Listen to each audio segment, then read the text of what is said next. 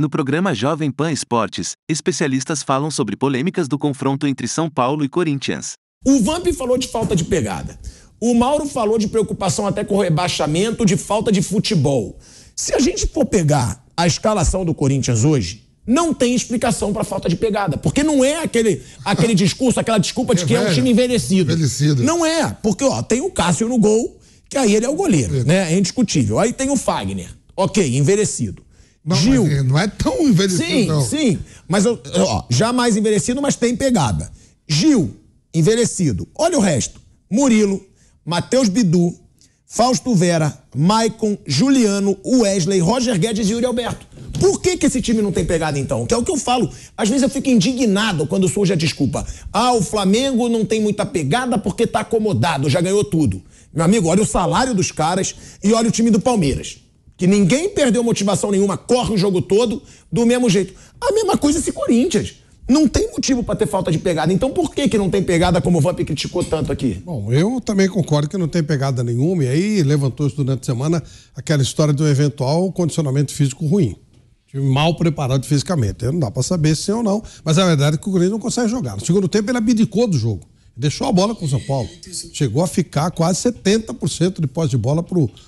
Mais até. Chegou a ficar mais. O colheita estava 72 pro São Paulo. Então, 28. Em casa é uma brincadeira, né? É uma piada. Então o Corinthians abdicou do jogo. O Corinthians fechou e tentou alguma coisa em contra-ataque. Eu só posso entender isso como um condicionamento físico deficiente. Só pode ser isso, que não tem outra explicação. A gente vê o sexto Gil. O Gil até correu, deu pique, foi para um lado, pro outro, tentou se virar. O Roger Guedes, mas era uma coisa assim, né? Sem muita lógica, sem muito nexo. E um time desequilibrado também no aspecto psicológico e tático. Então, às vezes, você corre mais do que o necessário. Mas realmente me parece que é uma questão de condicionamento físico mesmo. Não tem outra explicação. Realmente não tem. E eu acho impressionante também que é uma outra questão que me chama a atenção na torcida do Corinthians. O limite entre você apoiar o time e entender que nem sempre você vai golear, aquela coisa do culto do 1-0, que veio desde o Tite e do Mano Menezes, o culto ao 1-0, não, aqui é sofrido, aqui é 1-0, e você tem um pouco também de espírito crítico para cobrar mais. Não digo cobrar de querer quebrar, bater em alguém, não, cobrar na palavra. Estavam tão motivados para cantar música contra o São Paulo com viés homofóbico, podiam ser um pouco mais decisivos cobrando do time. O torcedor que eu falo não é organizado, não, que vai para o aeroporto. Não tem nada que é aeroporto. Aeroporto é lugar de já embarcar, desembarcar, esperar alguém que você está ali esperando, que é seu amigo, sua família, seu namorado, o que for. Esperar jogador no aeroporto é ridículo. Você me esperaria um dia no aeroporto, mano? Você depende da necessidade. Se eu dar uma carona, puder quebrar teu galho, eu vou. Fazer o quê, né? Fazer um sacrifício desse, né? Assim, de repente, eu ganho um lugar no céu. Mas o fato é que a torcida do Corinthians aceita muito certa situação. Hoje é um jogo para o torcedor ficar indignado. Não estou defendendo violência, mas assim, você protestar. Peraí, que jogo é esse que vocês vieram fazer aqui? Mas é o São Paulo, é o nosso rival. É esse São Paulo aí, gente. Não estamos falando do São Paulo, uma máquina. É um São Paulo... Se fosse o Palmeiras, a gente entenderia. Pela fase de um e fase do outro.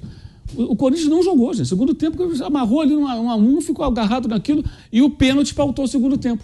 Porque se vira 1-0, que ia virar 1-0, tudo indicava, né? Faltava muito pouco para terminar na primeira etapa. O Corinthians teria que, de alguma maneira, agredir o São Paulo. E aí que seria um perigo muito grande para o Corinthians, né? Porque acho que se começasse a dar mais espaços, talvez o São Paulo pudesse enfiar a faca e rodar. Não, se soubesse, acredita bem, viu, Mano? Que eu não sei também se... Oi? Se soubesse, acredita bem. Se soubesse, acredita. Que poderia ficar 1-0 e ficar ali onde estava. Ficar 1-0. Mas eu acho que aí a torcida reagiria de outra forma. Por isso que eu acho que a torcida, às vezes, é um pouco tolerante demais.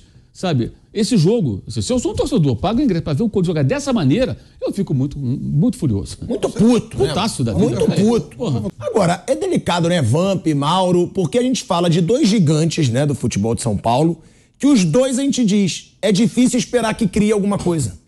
Porque a gente está falando de São Paulo e Corinthians.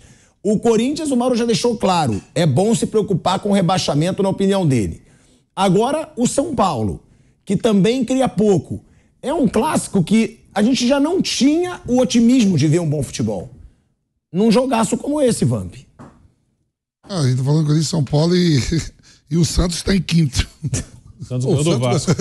Aquele moleque que fez gol de novo. David. Será que o Santos conseguiu descobrir outro moleque fora do padrão? O moleque realmente, eu até estava acompanhando esse jogo, só do David. Realmente parece que o Santos tem outro atacante muito bom. Que coisa absurda. Ele fez um belo gol. O Pipeno tem falado toda hora, o Zé Manuel fala toda hora. Eu não vi um jogo inteiro desse moleque. O gol que ele fez é fora do padrão. É muito bom. É David Washington. David Washington. Mas então, das torcidas de Corinthians e São Paulo, não dá pra esperar nada pra esse ano, pelo que a gente tá falando aqui. Não, São Paulo, o Corinthians tem que melhorar muito. O São Paulo, eu com o Dorival, com o chegador Dorival, eu sempre falo, entre os 7 primeiros, certeza que o São Paulo vai ficar. Olha lá, hein? O São Paulo, certeza. Pela organização, se você pega os outros times, não é só pelo São Paulo, é que tem muita gente também abaixo do São Paulo. O São Paulo está em 10º nesse momento. Assim, o São Paulo vem de duas. Sim. O São Paulo, Flávio, ele ganha do Inter e sai para jogar 2 partidas fora. Ele sai para jogar contra o Fortaleza e contra o Corinthians. Né? Isso conta, porque lá no segundo turno, de repente, esses jogos vai ser 2 jogos no estádio do São Paulo, cara. A gente não sabe como ele vai estar. O ponto do São Paulo, até comparando com o ano passado, nessa rodada, ano passado, o São Paulo tinha até 2 pontos a mais do que ele tem agora. Ele tinha 13 e agora ele está com 11, acho que é isso. Mas, assim, onde começou a cair o ano passado? Quando começou o mata-mata... Tem 9, né? Então 9. Ele tinha 11, ele tem 2 a mais ano passado. Ele começou a cair quando começou o mata-mata da Sul-Americana e Copa do Brasil contra os times mais fortes. Aí o time não aguentou. Isso aí é uma coisa que, se o Dorival for pegar o retrospecto do ano passado, que não era ele o treinador, ele vai reparar que o time começou bem, enquanto estava mais leve, Sul-Americana fase de grupos tranquila, esse ano também está tranquilo, o time estava bem, depois que começou a ter problema. Mas dentro do normal, é um time para ficar ali, entre os 10 primeiros. Eu falo assim, a defesa é boa. Eu falo assim, em relação, por exemplo, você pega o Corinthians e você fala assim, o Corinthians vai se abrir contra o Flamengo, vai sair dando a cara contra o Palmeiras. Não, você pode vir esperar e usar o contra-ataque. Agora, todos os jogos mesmo, contra o Botafogo, contra o São Paulo, tudo. E hoje contra o São Paulo foi pior ainda que contra o Botafogo. O Corinthians, quando se propõe a atacar, ele não consegue atacar. E quando se propõe a defender, ele não consegue defender. Eu tava vendo. Então vai ter que trabalhar mesmo. Eu lembro que o Cuca, depois do jogo contra o Goiás, que o Cuca ainda tava, o Cuca falou: o time é muito espaçado. Eu vou botar minha cara em 10, 15 dias. E eu comecei a pensar, isso é tudo muito espaçado mesmo. Ninguém toma bola do adversário. Hoje o Corinthians recuperava a bola porque o São Paulo errava o passe. O negócio de você vir dar o bote, tomar. Isso é culpa de jogador ou treinador? E jogador novo no meio campo. Isso é culpa de jogador ou treinador? Eu não vou botar na conta do Luxemburgo, que não tem nem 10 dias. Sim, mas pode ser na conta do Lázaro. Aí você fala assim, 3 jogadores veteranos no meio campo. Jogou com o Rony contra o Botafogo. O Rony já não estava hoje. Botou Fausto Vera, Maicon e Juliano. A média de idade era o Matheus Araújo. Matheus é tudo. Mas muito longe mesmo. Por isso que o São Paulo teve essa posse de bola toda. E o São Paulo, pelo menos, ele defende bem. Ele ataca mal, mas ele defende bem. O do Beraldo. O Beraldo é muito bom. Beraldo e Arboleda é uma ótima dupla. O Beraldo não vai ficar muito tempo no Brasil. Isso acho que está claro aí. Que o São Paulo precisa vender, precisa de dinheiro. E zagueiro canhoto, rápido, de bom passe. O Beraldo não vai ficar muito tempo. E na frente da zaga, o Pablo Maia tá bem, o Gabriel Neves tá bem, o goleiro o Rafael tá seguro, então defende bem. Tem comissão técnica, tem tudo. Eu queria ver se o Luxemburgo pega assim, os caras dizem, olha esse jogo aqui, olha quantas bolas vocês roubaram. Não serve esse do São Paulo? Olha o do Botafogo. Olha o do Botafogo. E lá tem equipe pra isso tudo, né? Tem, análise de desempenho, tem tudo, estatística. Olha, pra ver quantas bolas rouba pro jogo. E, Mauro, dá para ter um otimismo nesse trabalho do Luxemburgo? Né? A gente fala do Luxemburgo, né? O Luxemburgo tá com 70 anos, estava 1 ano e meio sem trabalho, chegou no Corinthians, o Vamp mesmo falou, eu tento apoiar o Luxemburgo, tento dar moral, só que ele já chega com vaidade, já barrou o Yuri Alberto. Dá para a torcida do Corinthians ter uma certa esperança no Luxemburgo? O Luxemburgo que tem 4 jogos, 2 empates e 2 derrotas. É cedo, ninguém tá querendo culpar ninguém antes que já comece aquele fervor do chat. Mas dá para ter um otimismo no trabalho do Luxemburgo? Não. Sim. Não? Não. Zero otimismo. Sou uma pessoa muito, muito ingênua para ter otimismo depois de ver os jogos que a gente está vendo. O time não tem nada. Qual a estratégia hoje? O que o Corinthians quis fazer hoje? O que quis fazer contra o Botafogo? Estou falando dos jogos, tá? O que o Corinthians apresentou nesses 2 jogos? O que você viu de estratégia para tentar anular os pontos fortes do adversário? De que maneira eu vou chegar ao gol do adversário? O que eu vou fazer em campo? Qual é o meu propósito? Contra o Botafogo, meu Deus, foi um vareio. O Corinthians ainda se ofereceu no segundo tempo. O Botafogo adora fazer jogadas de velocidade, executa muito bem. O segundo gol até foi bem bonito, né? O terceiro gol, aliás, a bola puxada pelo Tietê.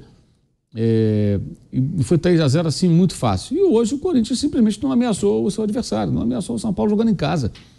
Só empatou o jogo por conta desse pênalti absurdo aí que foi marcado. Mas já dá pra botar na conta dele? Não, né? Eu acho que ele não é o mal culpado porque ele já herdou tudo isso que tá ali, né? Mas ele assumiu e assim, repito, de um jogo para outro, alguma coisa tem que ser apresentada.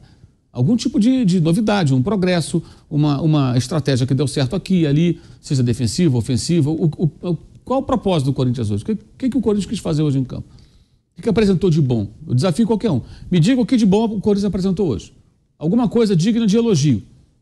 Não tem. Aí você vai pegar o Atlético Mineiro na quarta, o Flamengo no domingo e o Argentino Júnior. Na Argentina. Ainda em maio pega o Fluminense ainda. Não, a sequência do Corinthians é péssima. Eu já tinha falado isso aqui no Bate-Pronto. Vai pegar agora o Atlético. Timão Notícias é um canal voltado para deixá-lo informado sobre o Coringão. Para manter-se atualizado, inscreva-se no canal, deixe seu like e compartilhe com outros do Bando de Loucos.